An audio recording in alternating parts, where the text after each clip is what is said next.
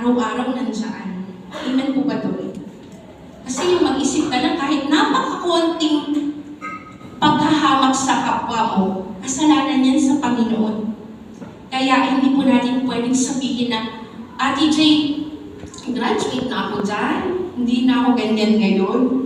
Diba? Kasi po tayo talaga ay likas na makasalanan. Kaya nga po, sabi ng Panginoon, kailangan everyday ilalaban mo ang Panginoon, no? Ilalaban mo talagang maging righteous before God. Yet God, in His grace, freely makes us right in His sight. So kung nafe-feel mo pa rin ay guilty ka sa maraming bagay, marami kang kakulangan bilang asawa, marami kang kakulangan bilang anak din, bilang nanay, no? Marami kang kakulangan bilang isang kaibigan. Pero lahat yan tinanggal na ng Panginoon. Yung guilt mo, dapat tanggal na yan. Kasi, sabi nga, in His grace freely makes us right in His sight. Ginawa ka na righteous ng Panginoon sa harapan niya. Amen po ba doon? Bakit ba gano'n ng Panginoon? He did this through Christ Jesus when He freed us from the penalty of our sins. For God presented Jesus as the sacrifice for sin, people are made right with God when they believe that Jesus sacrificed His life, shedding His blood. So, kung hindi mo man maiwasan, makakomit ng pagkakasala sa Panginoon, lagi nating sinasabi, lagi nating naririnig, mag-repent ka lang. Humingi ka lang ng tawad sa Panginoon. And sikapin mo na yung same na kasalanan na to, hindi mo na gagawin ulit. No? Kasi yung sabi, minsan may thinking po ang tao, okay lang yan, patatawarin pa rin naman ako ng Panginoon eh.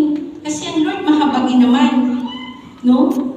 Pero, ang kakahiya sa Panginoon, lagi po natin isipin, whenever we commit sin,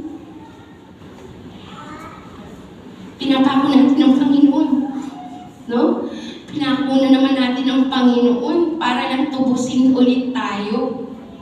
So, ganun po yung pagmamahal sa atin ng Panginoon. So, when you are guilty of this, you are a sinner, no? Kagaya ng isang babae, bumababa ang self-esteem mo, no? Bumababa ang pagtingin mo sa sarili mo. Pero sabi po ng Panginoon, pinalaya ka na ng Diyos. Amen po? Pinalaya ka na ng Panginoon dyan. Huwag mo nang ibalik-balik na, Lord, ganito ako, masama ako, ginawa ko to dati, Panginoon. Hindi po. Tandaan mo, pinalaya ka na dyan ng Panginoon. Sabi nga po, no? Though your sins are like scarlet, they shall be white as snow. Ganun ka magmahal ng Panginoon, na kung dati madungis ka, marumi ka, sabi nga, more than, no? Whiter than snow ka pa, ginawa ng Panginoon. Ganun ka nilinis ng Panginoon. Ganun gusto ng Panginoon na baguhin ka. Amen po. Amen. Salamat sa Panginoon. No po, iyan. Sabi nga, don't judge yourself by your past. You don't live there anymore. So, huwag kang, parang pag binabalik mo na naman, ganito kasi ako talaga, Ate Jane, kasi may ganito ako, dati kasi ganito ako. Tapos na yun, tapos na chapter ng buhay mo na yun. So, you have to move on, no? Mag-move on ka, lalakad ka, nakasama mo na ang presensya ng ating Panginoon. Amen po. And then, siyempre po, nandyan yung accuser. Tayo rin po ito. No? Tayo din itong mga Pharisees na to, the one who judge. No? Kapag may isang ka-judge na tao, di ba? Sumasali pa nga tayo kahit hindi tayo involved. Ay, gusto ko rin sumali dyan. Di po ba?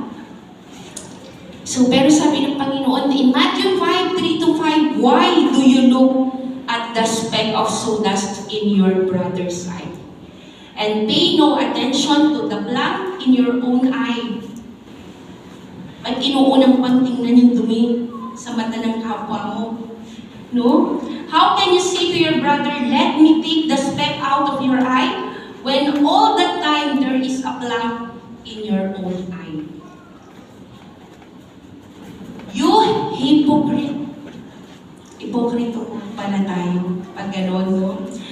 First, take the plank out of your own eye, and then you will see clearly to remove the speck from your brother's eye.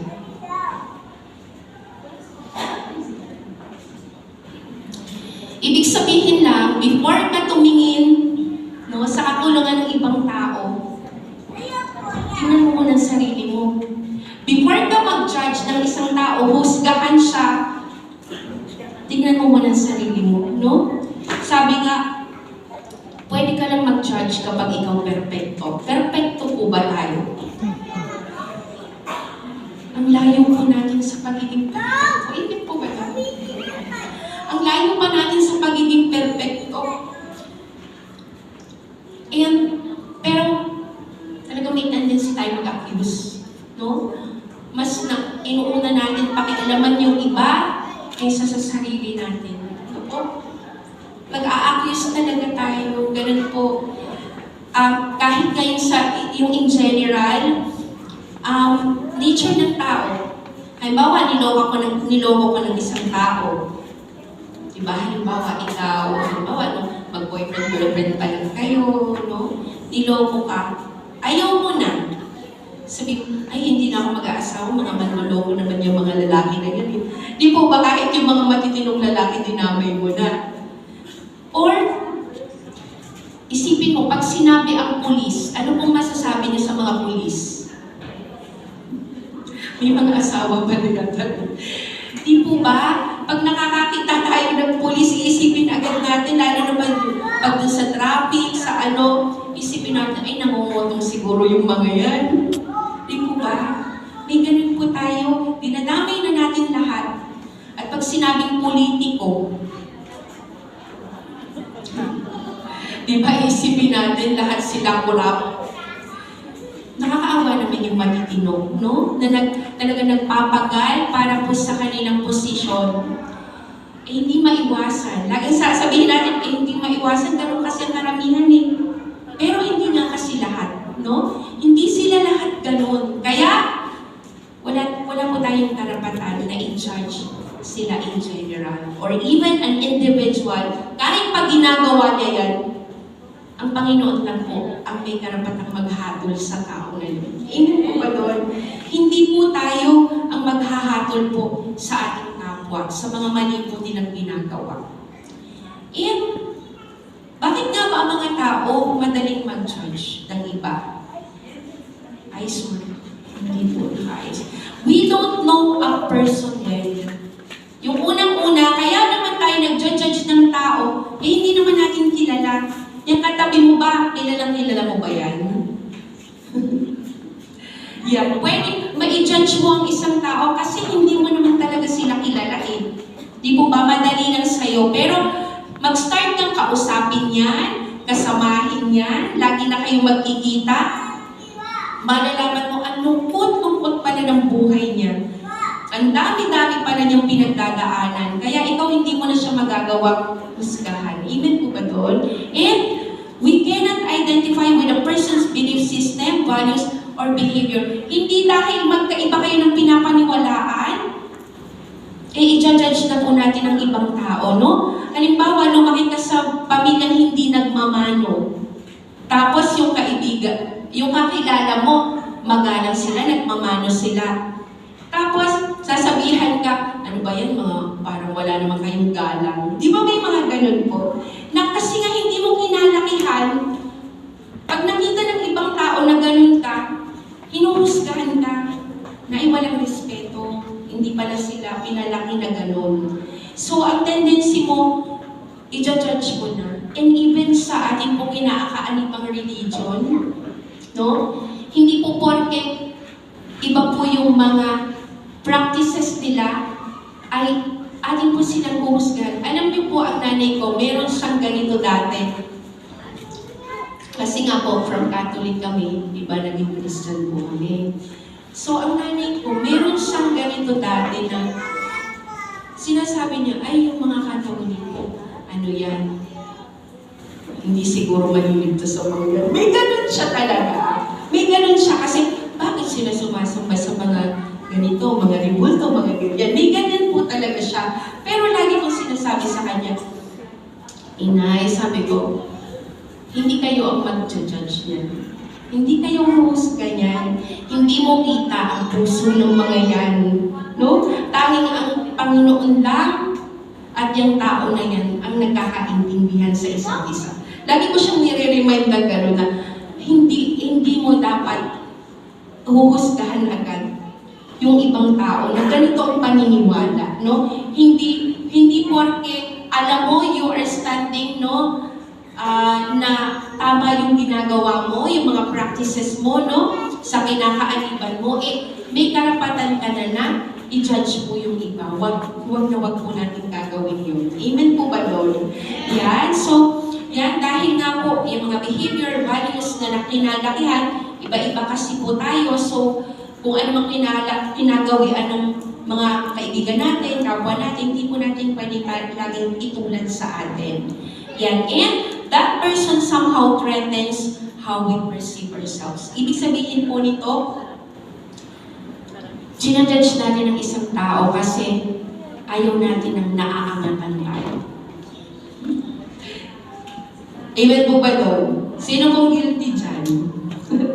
Di po ba minsan sabi ko doon sa nabasa ko, pag yung isang magandang babae daw, nakakita siya ng maganda ring babae, tapos pag tinitigan niya, mukhang lamang sa kanya,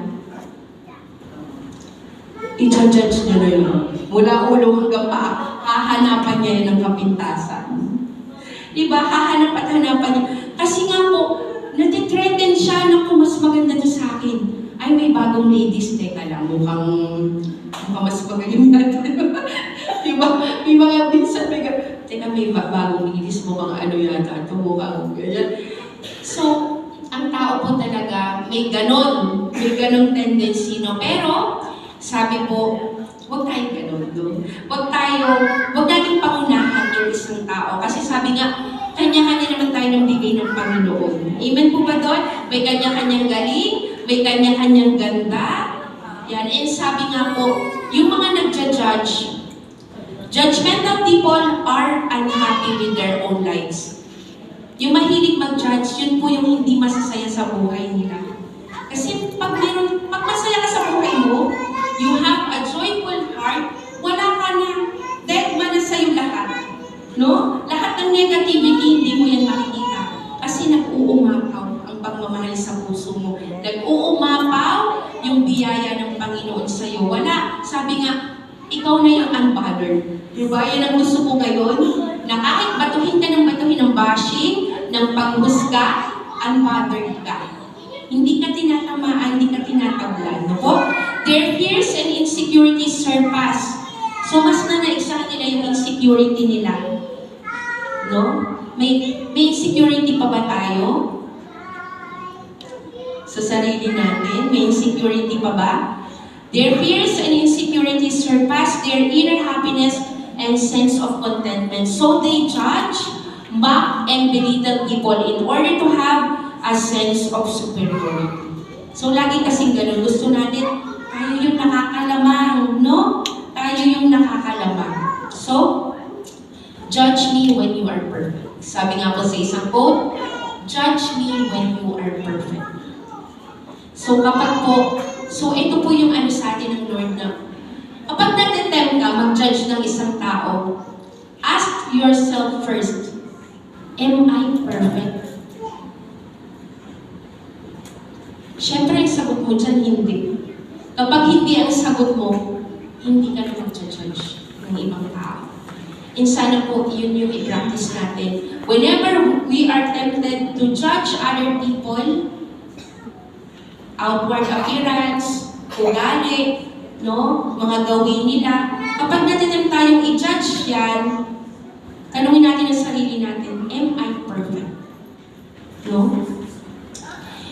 In Romans 14:10, why do you pass judgment on your brother, or why do you despise your brother? For For we will all stand before the judgment seat of God. So sabi ng Panginoon, bakit mo ginajudge ang kapatid mo, ang kapwa mo? Pareho kayo nakaharap sa Panginoon at ang Panginoon ang huhusga sa lahat ng ginawa nyo dito po habang nasa mundo po tayong lahat. Amen yan. And yung pangatlo po doon, nandiyan po ang Savior. And none other than po yan ang ating Panginoong Jesus. In John 8:10-11, Jesus straightened up and asked her, "Woman, why? Where are they?" Sabi po. Nasaan sila? "Has no one condemned you? No one, sir," she said. "Then neither do I condemn you." Jesus declared, "Go now and live your life of sin." Your life of sin. So, napakabuti ng Panginoon, no? Kasi that time, yung law of Moses, talagang stone to death yan. Kapag nakiapit ka sa hindi mo asawa, you will be stoned to death. Pero napakabuti ng Panginoon. Amen po ba doon? Napakamahabagin ng Panginoon.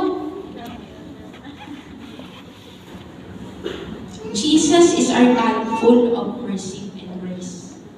Amen po ba doon? Ilang beses ka na ba nagkamali sa buhay mo? Ilang beses ka ba nagsinungaling sa buhay mo? Ilang beses ka bang nanghamak ng kapwa mo? Or even may mas malalaki pang kasalanan na nagawa po tayo. Pero salamat sa Panginoon, nandito tayo. Amen po ba doon? Nandito tayo kasi katunayan po yan ng habag sa'yo ng Panginoon. Sabi ko nga, Lord, salamat, Panginoon. Nandito kami sa stage ng buhay namin na nakakasimba kami. Nakakapag-fellowship kami. Salamat, Panginoon. Nandito kami sa stage ng buhay namin na malaya kami nakakarinig ng salita mo. Kasi yung iba walang palayaan. Yung iba patago. Di po ba? Sa ibang bansa patago yan. Pero salamat sa Panginoon. Nandito na po tayo sa stage ng buhay natin. Ang gagawin na lang natin ay talaga magpatuloy na huwag bibitaw sa pananampalataya sa Panginoon kasi itinanim na ng Panginoon dito. Amen po ba doon? In Lamentations 3:22-23, the steadfast love of the Lord never ceases. His mercies never come to an end. They are new every morning. Great is your faithfulness. No? Ito po yung isa sa mga paborito natin. At sa salita ng Panginoon, sinabi niya, ang awa ko anak, bago bawat araw. Kung kahapon nakakomit ka ng napakalaking kasalanan, bukas, linis ka na ulit. Bukas, you are whiter than snow. Ulit, no? As long as you repent to God, araw-araw pwede kang patawarin ng Panginoon. Araw-araw, pwede kang kahabagan ng ating Panginoon. Amen po ba doon? Paano po ba natin palakpakan ng Panginoon? Yan. And ang sinner, tayo po ito. Accuser, tayo din. Kailangan po natin lahat ang ating Panginoon. Amen po? We are all guilty. We are sinners. We are all guilty. Tayo po ay accuser. Lahat po tayo nangangailangan sa Panginoon. Every day, lagi tayong magpasakop sa Panginoon. Pag-agising pa lang sa umaga, Lord, I submit my day, my whole day to you, Lord. I submit it to you. Kapag may ganun po tayo na ipinapaubayan natin sa Lord yung maghapon natin, di po ba, nakukonvict na tayo ng Holy Spirit kapag may mali, kapag may temptation mo na nasa harapan natin. How not to judge other? Tatlo po ito, walk in their shoes and live a day of their lives. So, para hindi ka mag-judge, lakaran mo, isuot mo rin yung sapatos, parang kasi talinaga ko to, no? Pero, isipin mo lagi, paano kaya kung ako nasa sitwasyon niya? Kaya ko pa kayang i-judge ang tao na to? Paano kaya kung ako yung nasa kalagayan niya, napakalaki ng pinagdaraanan niya, tapos i-judge ka ng mga tao, ano kayang mapipili mo? Di ba napakasakit? Kasi nga, lagpa ka na, ginaganon ka pa, talagang isinasadsad ka pa. So dapat, whenever we are tempted to judge, isipin po natin, paano kaya kung ako nasa kalagayan niya? Lagi po natin yan isipin. And be humble always. Kasi alam niyo po, ang tao naman na may mababang loob, hindi po yan marunong maghusga ng kapwa. Amen po ba doon? Kapag iniisip mo lagi, yung kababaang loob na, ay, itong taong to, mas lamang to sa akin. Yung hindi mo iniisip na ikaw ang mas magaling, ikaw ang mas maganda, ikaw ang mas matalino, ikaw ang mas mature sa pananampalataya sa Panginoon. Kasi may tao kung gano'n. Ay, mas mature ako dito, ako dapat ang gagawa nito. Ay, mas mature ako dito, hindi dapat siya yung mag-speaker, dapat ako. Minsan may ganyan po tayo, no? Aminin man natin o hindi. Minsan may ganyan tayong pakiramdam. Pero, sabi po ng Panginoon, be humble always. Sabi nga po, humility is the foundation of all virtues. No? Lahat ng magandang pag-uugali, nagsisimula po yan sa kababaang loob. And sabi ko nga, Lord, yung kababaang loob pala, tinutuloy yun sa akin ng Panginoon ngayon. Yung kababaang loob pala, hindi lang siya sapat na isang beses mo siya gagawin. No? Sabi ko, Lord, yung humility pala may level din. Yung humility pala may level 1, level 2, level 3, and so on. Diba? Kasi alam niyo po, pagka kasi ikaw, nagpakumbaba, tapos na-reject ka, di ba may tendency ka i-judge mo na yung tao? Ano ba naman to? Napakatigas naman ng puso nito, nagpakumbaba na nga eh. Sa buhay mag-asawa na lang po, kapag merong nangyari na hindi mo naman alam kung paano nagsimula, na parang hindi na lang kayo okay. Tapos ikaw, syempre, i-convey ka ng Panginoon. Mag-sorry ka dyan kahit hindi mo alam kung anong ginawa mo. Diba? Mag-sorry ka dyan, ikaw manguna, ikaw mas nakakakilala sa Panginoon. Tapos nag-sorry ka, sige Lord, susunod po ako. Magsasorry ka. Hindi pa rin okay pagka-sorry mo. Alam niyo po yun? Sabi ko nga, Lord, ganun pa lang yung humility. Talagang hindi siya mag-stop sa isang beses mo lang gagawin. Kailangan pala, pag sinabi ng Panginoon, mag-sorry ka ulit. Gagawin mo pa ba yun? Magsasorry ka ba ulit? Para namang yung ego mo masyado na namang inaano ng Lord. Pero alam niyo po, ikaw talaga palang inaayos ng Panginoon. Na, Jay, kailangan mong habaan ng pasensya ko, Jay. Kailangan mong i-extend pa yung humility mo. No? Magsusorry ka ulit, hindi pa rin okay. Humility level 3 na ang kailangan. Humility level 3 na pala kailangan. And alam niyo po, huwag yung bibitawan yun. Huwag yung bibitawan kasi yun lang pala hinihintay ng Panginoon. Mag-sorry ka pangatlong beses. And parang wala nang nangyari. Okay na lahat. Yun pala itong tinitest ng Panginoon doon, no? Kasi out of nowhere, biglang hindi kayo okay. Yun pala, tinitest ng Lord. Hanggang saan ba yung kababaan mo ng loob? Hanggang saan ba yung humility? Yung pag-submit mo sa Panginoon.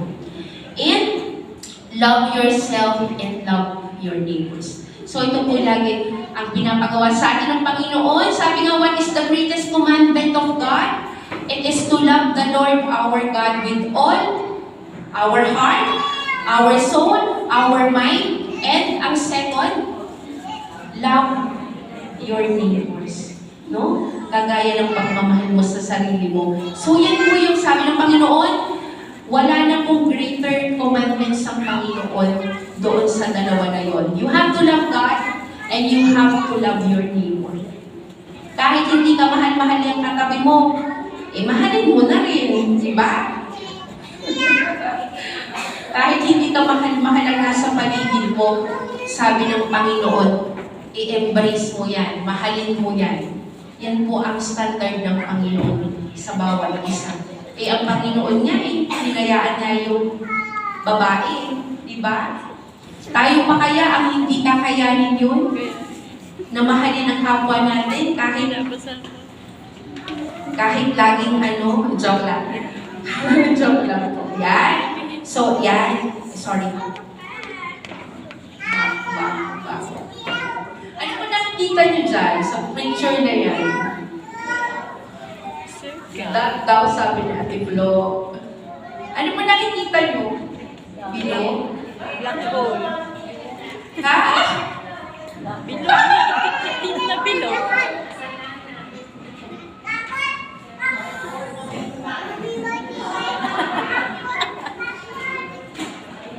So, alam niyo po, ang nakikita naman talaga natin dyan yung bilog Diba? Ang bilog na itim, no? Yan po yung sasabihin talaga. And sabi nga po, 99.9 of us saw the dot in the picture. Not minding the clean and white areas surrounding the dot. Kasi ganun ang tao As humans, it's so easy for us to see the fault of other people. Na ang taong yan, napakabait naman yan Pero isang pagkakamali, yun ang tinignan mo. Nag-focus ka na doon, nawala na lahat ng mga ginawa niyang maganda sa'yo. Lagi ka nga niyang pinapahiram Tapos, biglang may isa lang nagawa, hindi mo na pinansin. O di nakaligtas ka na rin, hindi mo na binayaran yung Yun pala, para-paraan lang pala po.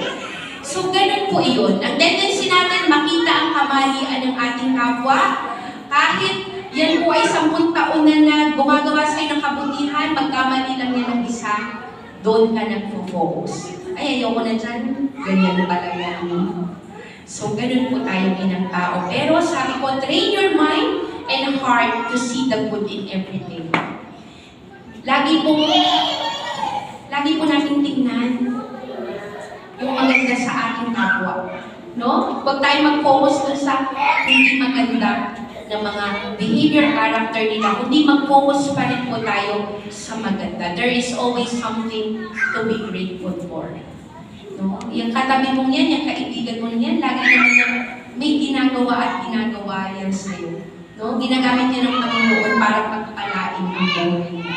And in Ephesians 4:2, be completely humble and gentle, be patient, bearing with one another.